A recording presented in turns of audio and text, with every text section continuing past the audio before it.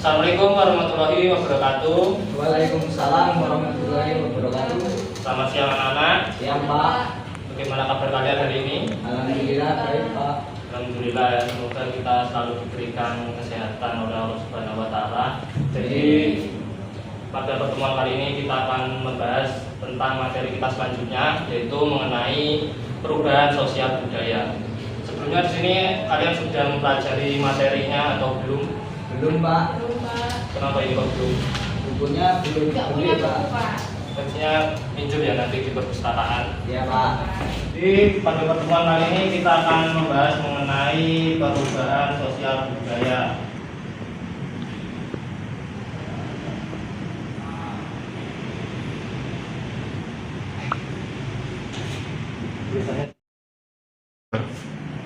Menurut Kingsley Davis, bahwa perubahan sosial merupakan bagian dari perubahan kebudayaan. Perubahan dalam kebudayaan itu mencakup nilai-nilai seperti kesenian, ilmu pengetahuan, teknologi, dan filsafat.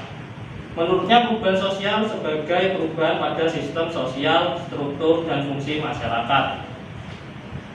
Perubahan sosial itu contohnya adalah perubahan perilaku remaja, perubahan nilai dan norma dalam masyarakat, dan perubahan lainnya. Selanjutnya yaitu adalah bentuk perubahan sosial budaya. Adakah yang tahu ada berapa bentuk perubahan sosial budaya? Tidak Pak. Tidak. Jadi bentuk perubahan sosial budaya itu ada 3. Yang pertama itu dilihat dari waktunya.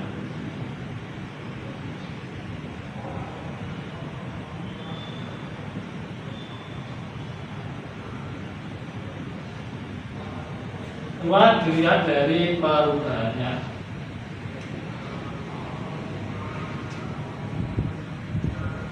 Dan yang ketiga dilihat dari perencanaannya.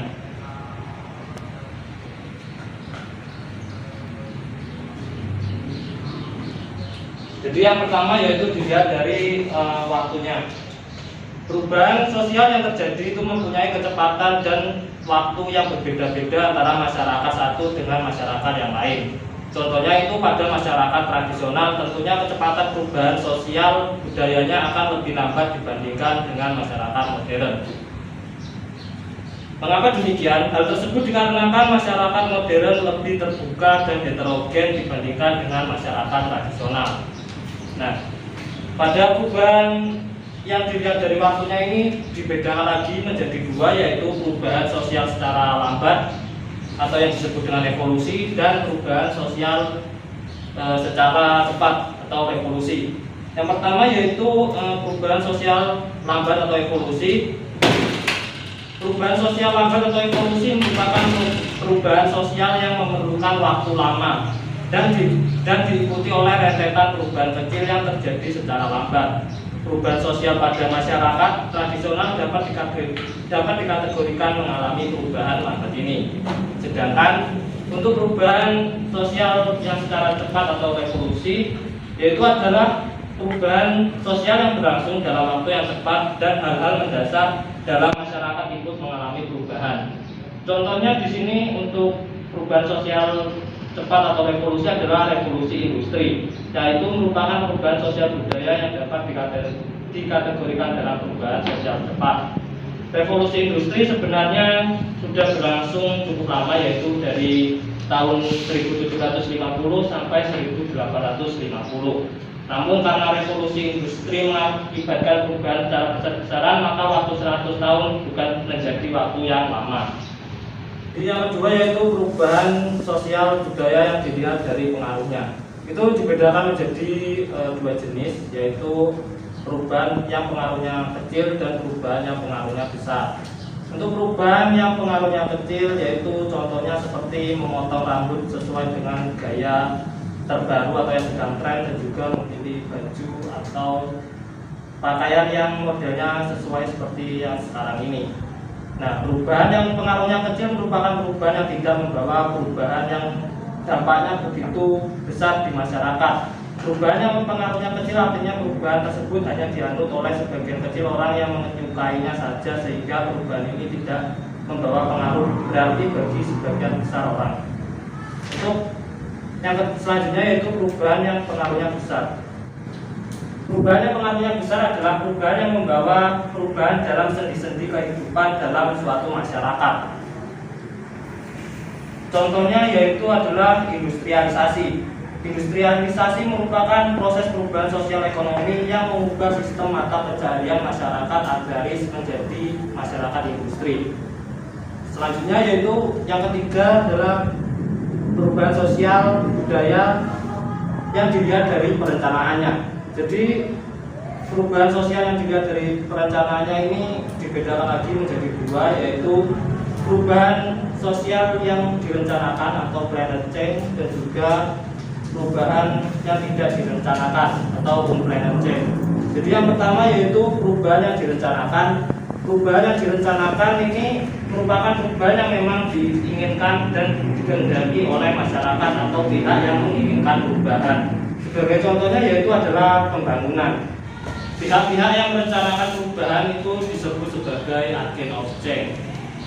Nah, lalu siapa saja yang dikategorikan sebagai agen of change, yaitu pemerintah, masyarakat, atau tokoh masyarakat yang dapat menjadi contoh pihak yang berperan dalam merencanakan perubahan. Lalu selanjutnya yaitu perubahan sosial budaya yang tidak direncanakan atau unplanned change. Perubahan sosial budaya yang tidak direncanakan adalah perubahan yang terjadi di luar jangkauan pengawasan masyarakat. Contohnya yaitu seperti bencana alam. Perubahan sosial budaya yang tidak direncanakan juga terkadang terjadi sebagai akibat perubahan yang direncanakan. Sebagai contoh yaitu perubahan penggunaan traktor dalam teknologi pertanian. Kemajuan dan penerapan teknologi tersebut menguntungkan petani karena menghemat tenaga dan waktu serta biaya. Namun di sisi lain menimbulkan dampak yang tidak direncanakan. Misalnya banyaknya buruh tani yang kehilangan pekerjaan karena tenaganya telah digantikan oleh mesin. Nah, jadi itu untuk perubahan, bentuk-bentuk perubahan sosial. Nah, selanjutnya yang kedua yaitu adalah faktor penyebab dan penghambat perubahan sosial budaya. Yang pertama yaitu adalah faktor penyebab perubahan sosial budaya. Faktor-faktor penyebab perubahan sosial budaya yaitu diantaranya adalah bertambah dan berkurangnya penduduk. Yang kedua adalah penemuan baru. Yang ketiga adalah konflik. Yang keempat terjadinya pemberontakan atau revolusi, serta yang kelima perubahan lingkungan alam. Keenam peperangan. Ketujuh adalah pengaruh kebudayaan masyarakat. Nah, jadi di sini saya akan menjelaskan yang pertama yaitu bertambah dan berkurangnya penduduk ya. Mengapa perubahan sosial budaya jumlah penduduk menyebabkan terjadinya hal tersebut? Itu dikarenakan jumlah penduduk di setiap wilayah atau provinsi itu berbeda-beda dengan angka pertumbuhan yang berbeda juga. Jadi semakin besar jumlah penduduk, maka juga semakin banyak permasalahan yang dihadapi oleh suatu daerah.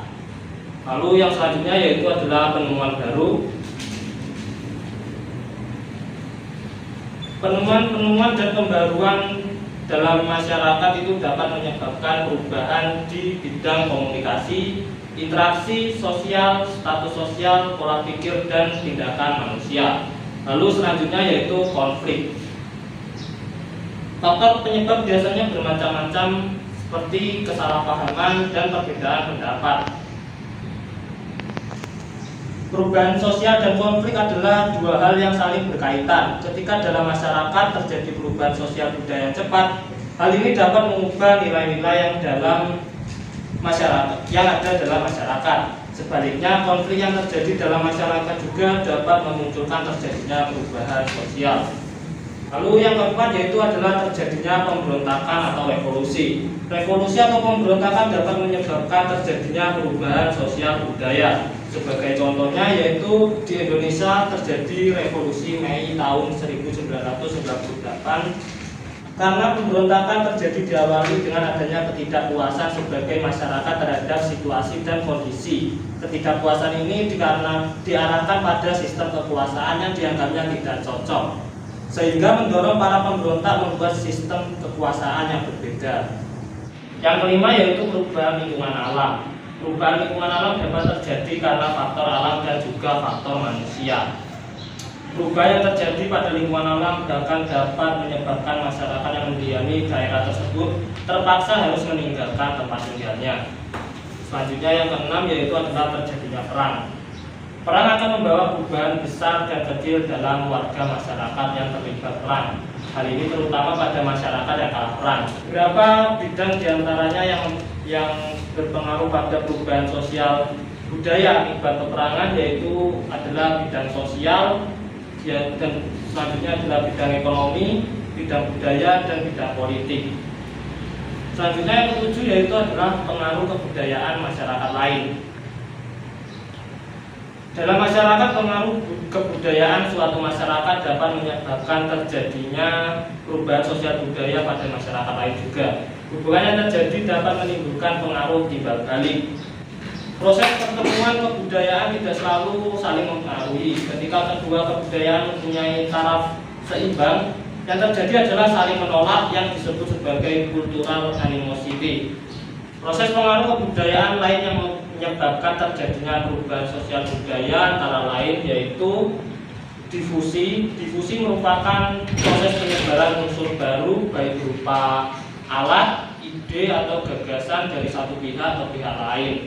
Selanjutnya yaitu yang kedua akulturasi, yaitu akulturasi terjadi ketika satu kebudayaan tertentu yang dihadapkan dengan unsur-unsur kebudayaan asing, lambat laun unsur kebudayaan asing tersebut akan melebur atau menyatu dalam kebudayaan sendiri, tetapi tidak menghilangkan ciri kebudayaan lamanya. Selanjutnya yaitu asimilasi. Asimilasi ini mirip dengan akulturasi, keduanya merupakan pertemuan kebudayaan. Bedanya terletak pada akulturasi sebagai pertemuan kebudayaan yang menghasilkan kebudayaan campuran, maka asimilasi merupakan pertemuan dua kebudayaan yang lambat laun melebur menjadi kebudayaan baru di mana unsur-unsur dari masing-masing kebudayaan asli hilang. Selanjutnya yaitu adalah penetrasi. Penetrasi merupakan proses perembasan unsur budaya pada suatu masyarakat baik secara damai ataupun paksaan. Lalu ada invasi. Invasi yaitu masuknya unsur-unsur kebudayaan asing dalam kebudayaan setempat dengan peperangan atau penaklukan bangsa asing terhadap bangsa lain. Dan yang terakhir yaitu adalah millenarisme. Millenarisme yaitu salah satu bentuk kebangkitan yang berusaha mengangkat golongan masyarakat bawah yang tertindas dan telah lama menderita dalam kedudukan sosial yang rendah. Dari materi tersebut, apakah ada yang kurang jelas atau ada yang ingin ditanyakan? Cukup, Pak. Baik, cukup. Selanjutnya yaitu kita akan lanjut ke faktor penghambat perubahan sosial dan budaya. Faktor-faktor penghambat perubahan sosial dan budaya itu ada kehidupan masyarakat yang terasing. Lalu yang kedua adalah perkembangan ilmu pengetahuan yang terlambat. Ketiga, sikap masyarakat yang tradisional. Keempat, adanya prasangka terhadap hal baru atau asing. Yang kelima, ada adat istiadat. Jadi yang pertama yaitu kehidupan masyarakat terasing. Kenapa hal ini menjadi faktor penghambat perubahan sosial budaya? Hal ini karena kondisi daerah yang terisolasi dari jalur komunikasi dan transportasi dapat menyebabkan mereka terisolasi dari masyarakat lain. Kehidupan masyarakat terasing menyebabkan masyarakatnya tidak mengetahui perkembangan yang terjadi pada masyarakat lain, sehingga mereka sulit untuk berkembang dan memperkaya budayanya. Lalu yang kedua adalah perkembangan ilmu pengetahuan yang terlambat. Perkembangan ilmu pengetahuan yang terlambat dalam masyarakat maka akan mengakibatkan perubahan sosial juga berjalan lambat. Berkembangnya ilmu pengetahuan juga dapat dilihat dari maju tidaknya pendidikan dalam masyarakat itu.